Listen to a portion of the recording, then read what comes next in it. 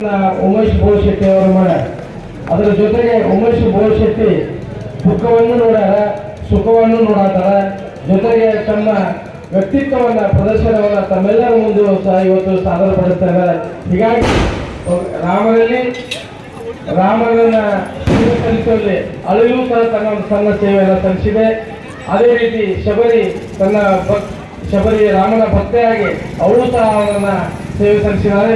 ಅದೇ ರೀತಿ ಶ್ರೀ ಉಮೇಶನಿಂದಲೂ ಸಹ ಆ ರಾಮ ಈ ಕರಸೇವೆ ಮೂಲಕ ತನ್ನ ಸೇವೆಯನ್ನ ಬಯಸಿದ್ದಂತ ಕಾಣ್ತದೆ. ಹೀಗಾಗಿ ಆ ರಾಮ ಮಂದಿರ ಮಾಡುವ ನಿರ್ಮಾಣದಲ್ಲಿ ಉಮೇಶ್ ಬೋಳಶೆಟ್ಟಿ ಅವರ ಸೇವೆಯು ಒಂದು ನಮ್ಮೆಲ್ಲರಿಗೂ ಹೆಮ್ಮೆಯ ವಿಷಯ.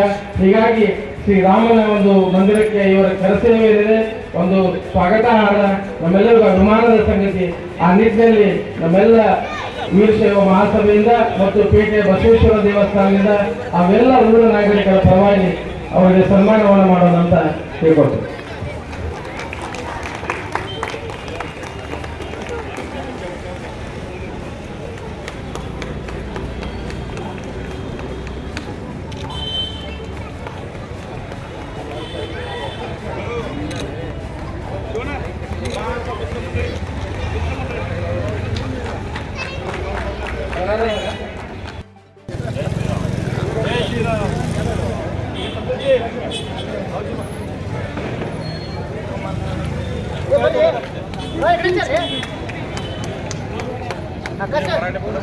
स्टेज गट्टा है नहीं